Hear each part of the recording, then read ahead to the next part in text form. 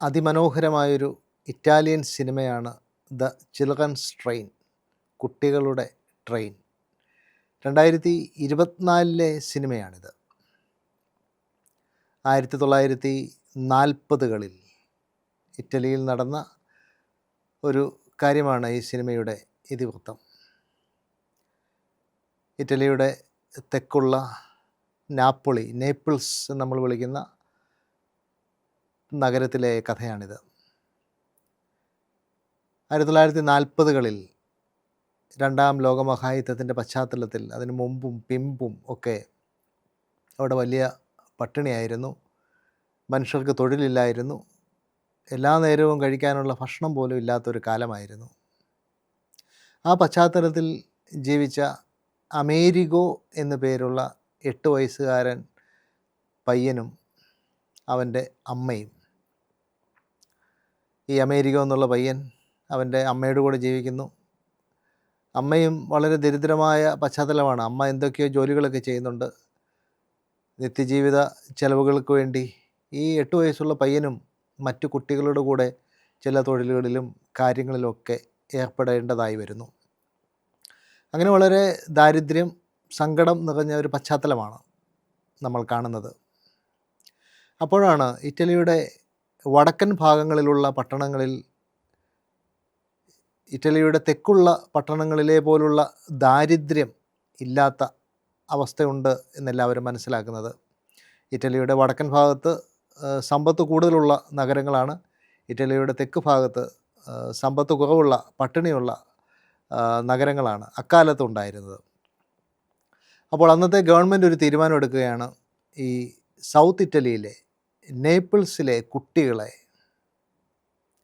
കുറച്ചു കാലത്തേക്ക് ഇറ്റലിയുടെ വടക്കുള്ള നഗരങ്ങളിലെ സമ്പന്നരായ കുടുംബങ്ങളിൽ കൊണ്ടുപോയി താമസിപ്പിക്കുക.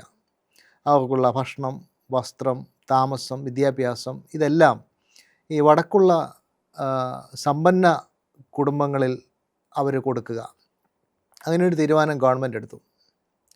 അങ്ങനെ വന്നപ്പം ഈ അമേരിഗോയുടെ അമ്മയും, ഈ മകൻ നല്ല ഭക്ഷണം കഴിക്കണം, നല്ല വസ്ത്രം ധരിക്കണം, നല്ല പശ്ചാത്തലത്തിൽ ജീവിക്കണം എന്നാഗ്രഹമുള്ള ആ അമ്മയും ഈ മകനെ വടക്ക് ട്രെയിൻ കയറ്റി വിടാൻ തീരുമാനിക്കുകയാണ്. പക്ഷേ ഇവൻ ഒരിക്കലും സമ്മതിക്കുന്നില്ല. പക്ഷെ ഒടുവിൽ ഇവൻ സമ്മതിക്കുന്നു. ഇവനെപ്പോലെ അനവധി കുട്ടികൾ നാപ്പോളി റെയിൽവേ സ്റ്റേഷനിൽ നിന്ന് ഇറ്റലിയുടെ വടക്കുള്ള മോദന എന്നു പേരുള്ള പട്ടണത്തിലേക്ക് ട്രെയിനിൽ യാത്രയാവുകയാണ്. ട്രെയിനിൽ ഈ അമ്മ മകനെ യാത്രയാക്കാൻ വരുമ്പം മറ്റ് അനവധി അമ്മമാർ അവരുടെ കുട്ടികളെ യാത്രയാക്കാൻ വേണ്ടി വന്ന് നിൽപ്പുണ്ട്. കുട്ടികളെന്ന് വെച്ച് കഴിഞ്ഞാൽ 5ഉം 6ഉം 7ഉം 8ഉം വയസ്സുള്ള ചെറിയ കുട്ടികളാണ്. അപ്പോൾ ഇവരെ അമ്മമാർ ഈ ഗവൺമെൻറ്റിൽ വിശ്വാസം അർപ്പിച്ച് ട്രെയിനെ കയറ്റി വിടുന്നു. അപ്പോൾ ചില മനുഷ്യരൊക്കെ വന്ന് വേറെ കാര്യങ്ങളൊക്കെ പറയുന്നുണ്ട്. ഈ കുട്ടികളെ ട്രെയിനെ കയറ്റിയിട്ട് സൈബീരിയയിൽ കൊണ്ടുപോയി ഇവരെ പണിയെടുപ്പിക്കാനാണ്, ഇവരെ കൊല്ലാനാണ് എന്നുള്ള ആശയങ്ങളൊക്കെ പറയുകയും ചിലരെ ഇതിൽ നിന്ന് പിന്തിരിപ്പിക്കുകയും ഒക്കെ ചെയ്യുന്നുണ്ട്. എങ്കിലും ഈ കുട്ടികളെയെല്ലാം ഇറ്റലിയുടെ വടക്കുള്ള മോദന എന്നുള്ള പട്ടണത്തിലേക്ക് കൊണ്ടുപോവുകയാണ്. അവിടുത്തെ റെയിൽവേ സ്റ്റേഷനിൽ ചെന്ന് ഇറങ്ങി കഴിയുമ്പം ട്രെയിനിൽ ഇറങ്ങിയ ഓരോ കുട്ടിയെയും ഓരോ കുടുംബം ദത്തെടുത്ത് കൊണ്ടുപോവുകയാണ്. അമേരിഗോ എന്നു പേരുള്ള നമ്മുടെ ഈ പയ്യനെ കൊണ്ടുപോകാൻ ആദ്യം ആരും വന്നില്ല. അവസാനം ഒറ്റയ്ക്ക് താമസിക്കുന്ന ഒരു പാർട്ടി പ്രവർത്തകയായ ഒരു സ്ത്രീ അമേരിഗോയെ അവളുടെ വീട്ടിലേക്ക് ദത്തെടുത്ത് കൊണ്ടുപോകുന്നു. അവിടെ ഇവൻ ആ സ്ത്രീയോടൊപ്പം, ആ അമ്മയോടൊപ്പം താമസം ആരംഭിക്കുകയാണ്. അവന് വടക്കൻ ഇറ്റലിയിലെ കാര്യങ്ങളൊന്നും ആദ്യഘട്ടത്തിൽ മുഴുവൻ ഇഷ്ടപ്പെടുന്നില്ല. പല കാര്യങ്ങളും അവന് ഇഷ്ടമില്ലാത്തതൊക്കെ സംഭവിക്കുന്നുണ്ട്. അപ്പോൾ ഇവനെ ദത്തെടുത്ത ഈ സ്ത്രീയുടെ ഒരു സഹോദരനുണ്ട്. സഹോദരൻ കുടുംബമായിട്ട് ജീവിക്കുന്നു. അവിടെ 2 കുട്ടികളൊക്കെ ഉണ്ട്. അപ്പോൾ ഈ സ്ത്രീ, ഇവനെ ദത്തെടുത്ത ഈ സ്ത്രീ ആ വീട്ടിൽ കൊണ്ടുപോയി ഇവനെ പരിചയപ്പെടുത്തുന്നു. ആ കുട്ടികളുമായിട്ട് കളിക്കാൻ ഇവനെ അനുവദിക്കുന്നു. അപ്പോൾ ആ വീട്ടിൽ ഇവൻ്റെ പ്രായമുള്ള മറ്റൊരു കുട്ടിയുണ്ട്. ആ കുട്ടിക്ക് ഇവനോട് അരിശം വരുന്നുണ്ട്, അസൂയ തോന്നുന്നുണ്ട്. അങ്ങനെയുള്ള കാര്യങ്ങളൊക്കെ ആയിട്ട് കഥ മുന്നോട്ട് പോവുകയാണ്. ഈ ദത്തെടുത്ത അമ്മയുടെ സഹോദരൻ ഒരു വയലിനിസ്റ്റാണ്. അദ്ദേഹം ഇവനെ വയലിൻ പഠിപ്പിക്കുന്നു.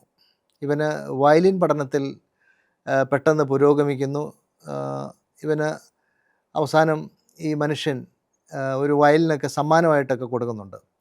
വീണ്ടും ഈ വീട്ടിലായിരിക്കുമ്പോൾ തന്നെ ഇവനെ സ്കൂളിൽ പഠിപ്പിക്കാൻ വിടുന്നുണ്ട്. സ്കൂളിൽ പഠിപ്പിക്കാൻ വിടുമ്പോൾ മറ്റു കുട്ടികൾ ഇവനെ കളിയാക്കുന്നു, ഇവനെ അപമാനിക്കുന്നു. അങ്ങനെയുള്ള നിരവധി സാഹചര്യങ്ങൾ ഈ സിനിമയിൽ നമുക്ക് കണ്ടെത്താൻ സാധിക്കും. ഇവൻ്റെ ഇറ്റലിയുടെ വടക്കുള്ള മോദന എന്നുള്ള പട്ടണത്തിലെ ഇവൻ്റെ താമസത്തിൻ്റെ സമയത്ത് വിളവെടുപ്പിൻ്റെ സമയമാകുമ്പം തിരികെ ഇറ്റലിയുടെ സൗത്തിലേക്ക് ഇവൻ പോയ ഇവർ പോയ സ്ഥലത്തേക്ക് തിരിച്ചു വരണം എന്നതായിരുന്നു തീരുമാനം.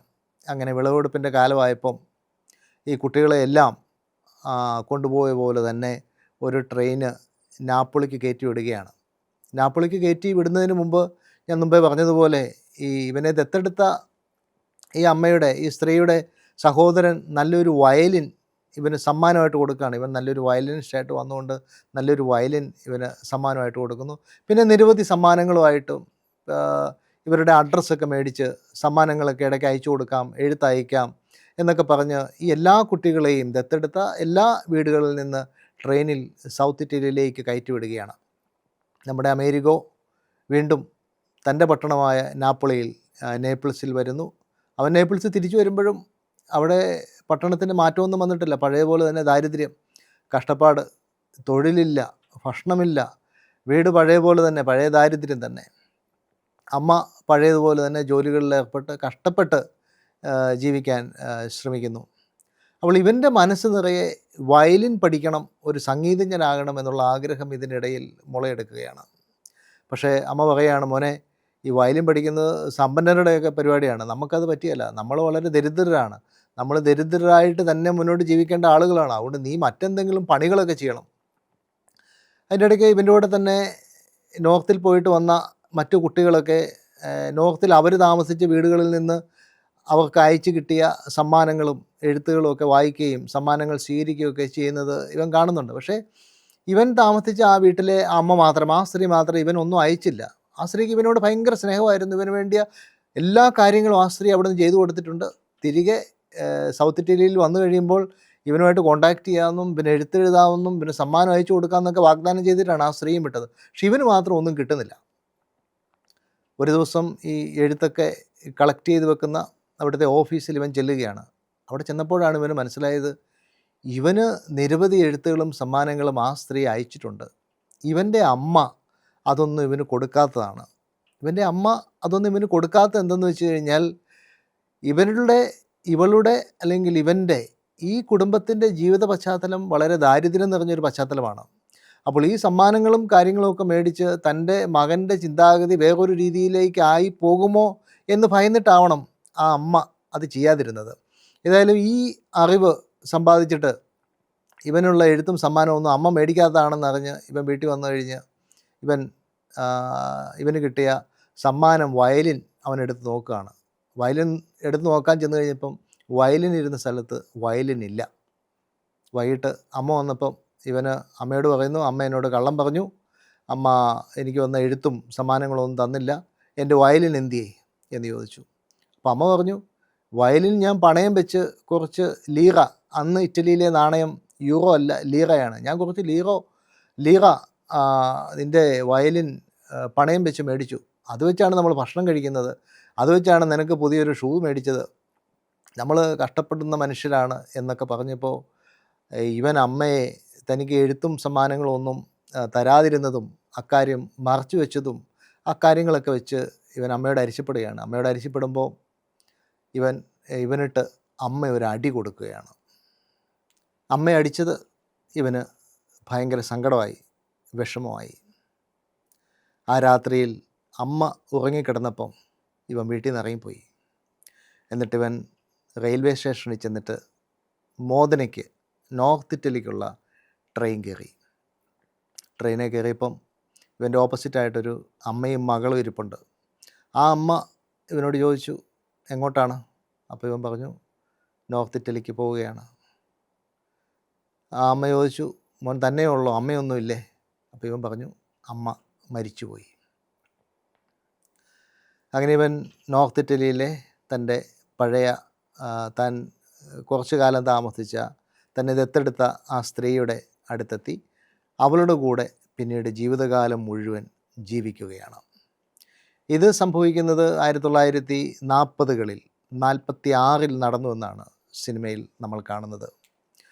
വീണ്ടും 1994 കഥ സംഭവിക്കുന്നത്. 94 ആയപ്പോഴേക്കും ഈ അമേരിഗോ എന്ന പേരുള്ള പയ്യൻ അറിയപ്പെടുന്ന ഒരു വയലിനിസ്റ്റായിട്ട് മാറുകയാണ്.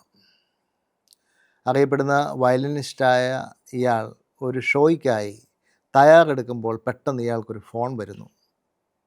ഫോൺ എടുക്കുമ്പോൾ ഇയാളുടെ വളർത്തമ്മയാണ് സംസാരിക്കുന്നത് എന്നാണ് നമുക്ക് മനസ്സിലാകുന്നത്. അതിലവർ പറയുന്നത്, നിൻ്റെ അമ്മ, നാപ്പോളിയിലുള്ള അമ്മ മരിച്ചുപോയി എന്നാണ്. ഈ രാത്രിയിൽ അമ്മയുടെ അടുക്കൽ നിന്ന് അമ്മ അറിയാതെ ഇറങ്ങിപ്പോയിട്ട് പിന്നീട് ഒരിക്കലും അവൻ തൻ്റെ യഥാർത്ഥത്തിലുള്ള അമ്മയെ, തനിക്ക് ജന്മം നൽകിയ അമ്മയെ അടുത്ത് പോവുകയോ ആ അമ്മയുടെ അടുത്ത് പോവുകയോ അവരുമായിട്ട് ബന്ധം സ്ഥാപിക്കുകയോ ചെയ്തില്ല. അമ്മ മരിച്ചു എന്നറിഞ്ഞപ്പോൾ ഇവന് ഭയങ്കര സങ്കടമായി. അമേരിക്ക എന്നുള്ള വലിയ വയലിനിസ്റ്റിന് സങ്കടമായി.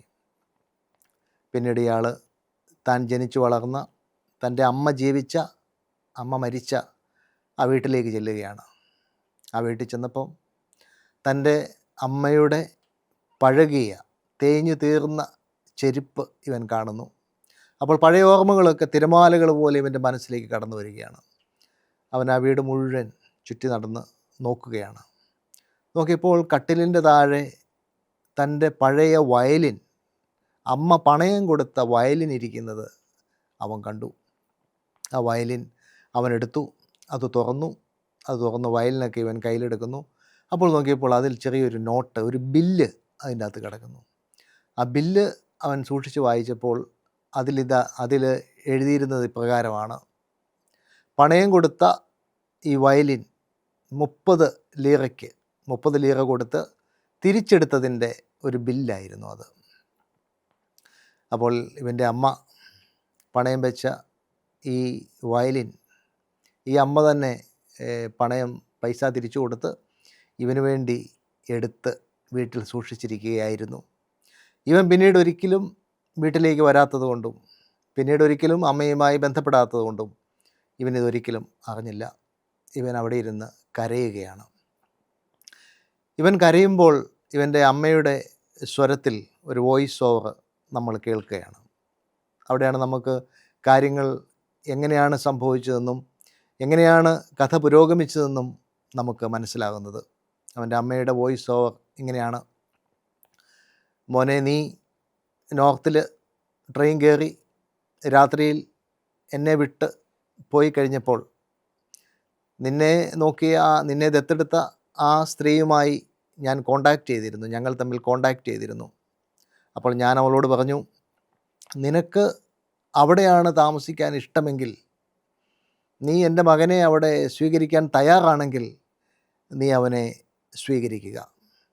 അതല്ല, നിനക്ക് അവനെ സ്വീകരിക്കാൻ താല്പര്യമില്ലെങ്കിൽ നീ അവനെ എൻ്റെ വീട്ടിലേക്ക് തിരികെ നാപ്പോളിയിലേക്ക് തിരികെ അയക്കുക. മോനെ, ഞാൻ നിനക്ക് വേണ്ടി കാത്തിരിക്കുകയായിരുന്നു. നീ തിരികെ വരുമെന്ന് വിചാരിച്ച് ഞാൻ കാത്തിരിക്കുകയായിരുന്നു. പക്ഷെ നീ ഒരിക്കലും വന്നില്ല. നിന്നെ തേടി എനിക്ക് വേണമെങ്കിൽ വരാമായിരുന്നു, ഞാനും വന്നില്ല. മോനെ, ചിലപ്പോഴൊക്കെ ജീവിതത്തിൽ നമ്മൾ സ്നേഹിക്കുന്നവരെ പോകാൻ അനുവദിക്കുന്നതാണ് അവരോട് നമ്മൾ ചെയ്യുന്ന കൂടുതലായിട്ടുള്ള നല്ല കാര്യം. ചിലപ്പോഴൊക്കെ ജീവിതത്തിൽ കൂടെ പിടിച്ചു നിർത്തുക എന്നതിനേക്കാളും ഒപ്പമുള്ളവരെ പോകാൻ അനുവദിക്കുന്നതാണ് അവർക്ക് നല്ലത്. യഥാർത്ഥത്തിലുള്ള സ്നേഹം അതാണ്. എപ്പോഴും കൂടെ പിടിച്ചു നിർത്തുക എന്നതല്ല യഥാർത്ഥ സ്നേഹം. പോകാൻ അനുവദിക്കുന്നതാണ് ഏറ്റവും വലിയ സ്നേഹം എന്നൊക്കെ പറഞ്ഞ് ഈ അമ്മയുടെ വോയിസ് ഓവർ അവസാനിക്കുകയാണ്. ഈ അമേരിഗോ എന്ന പേരുള്ള ഈ വലിയ സംഗീതജ്ഞൻ, വയലിനിസ്റ്റ് അവിടെ ഇരുന്ന് കരയുന്നു. വളരെ ഹൃദയസ്പർശിയായ ഒരു സിനിമയാണിത്. ഒരു യുദ്ധം എന്താണ് സമ്മാനിക്കുന്നത് എന്ന് ചോദിച്ചു കഴിഞ്ഞാൽ ഈ സിനിമ നമുക്കതിനുള്ള ഉത്തരം തരും. വിധവകളെയും കുട്ടികളെയും അനാഥജന്മങ്ങളെയും പട്ടിണിയെയും ദാരിദ്ര്യത്തെയുമാണ് ഓരോ യുദ്ധവും ലോകത്തെവിടെയും നൽകുന്നത് എന്ന് നമുക്കിവിടെ കണ്ടെത്താനാകും. വീണ്ടും അമ്മയും മകനും തമ്മിലുള്ള ബന്ധവും ബന്ധമില്ലായ്മയും അതിൻ്റെ പരിപൂർണതയിൽ നമുക്കിവിടെ കണ്ടെത്താൻ സാധിക്കും. അതിജീവനവും സ്നേഹവും തമ്മിലുള്ള ഒരു പോരാട്ടം നമുക്കിവിടെ കാണാൻ സാധിക്കും. ഈ അമേരിക്ക എന്നുള്ള 7 വയസ്സുകാരൻ പയ്യൻ്റെ അമ്മയുടെ ലക്ഷ്യം അതിജീവനമാണ്. മകൻ ആഗ്രഹിക്കുന്നത് സ്നേഹമാണ്, വയലിൻ പഠനമാണ്, ഉയർച്ചയാണ്. ഇത് രണ്ടും കൂടെ ഒരുമിച്ച് പോകുന്നില്ല. അമ്മ ഒരു പക്ഷേ സ്നേഹത്തെക്കാളും ലാളനയേക്കാളുമൊക്കെ അതിജീവനത്തിന് പ്രാധാന്യം നൽകിയിട്ടുണ്ടാവാം. പക്ഷേ അമ്മയാണ്, തനിക്ക് ജന്മം നൽകിയ അമ്മയാണ് തന്നെ ഏറ്റവും കൂടുതൽ സ്നേഹിക്കുന്നതെന്ന് ഇവൻ മനസ്സിലാക്കിയത് ഏറ്റവും അവസാനമാണ്, അമ്മയുടെ മരണശേഷമാണ്. ഈ സിനിമ കാണുന്ന നമുക്കൊക്കെ അങ്ങനെയുള്ള നിരവധി പാഠങ്ങൾ നൽകുന്നുണ്ട്. നമ്മുടെ ഒപ്പമുള്ളവരോടുള്ള സ്നേഹം, ബന്ധം, ആത്മാർത്ഥത, സൗഹൃദം, ഇതൊക്കെ എപ്പോൾ വേണമെങ്കിലും ഇല്ലാതാകാം. നമ്മുടെ കൂടെയുള്ള ആളുകളൊക്കെ എപ്പോൾ വേണമെങ്കിലും മരിച്ചു പോകാം. അപ്പോൾ അവരുടെ മരണത്തിന് ശേഷം ഞാൻ അവനെ സ്നേഹിക്കുന്നു, ഞാൻ അവളെ സ്നേഹിക്കുന്നു, അല്ലെങ്കിൽ കുറച്ചുകൂടെ സമയം കിട്ടിയായിരുന്നെങ്കിൽ കുറച്ചുകൂടെ സ്നേഹിക്കാമായിരുന്നു, ഒരല്പം കൂടെ മുമ്പ് അറിഞ്ഞിരുന്നെങ്കിൽ കുറച്ചുകൂടെ സ്നേഹിക്കാമായിരുന്നു എന്നൊക്കെ നമ്മൾ വ്യാകുലപ്പെട്ടിട്ട് പ്രത്യേകിച്ച് കാര്യമൊന്നുമില്ല.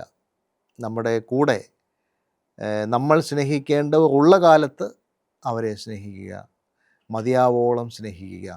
സ്നേഹത്തിൻ്റെ പേരിൽ കണ്ണീരൊഴുക്കാൻ നമുക്കാർക്കും പിന്നീട് ഇടവരാതിരിക്കട്ടെ.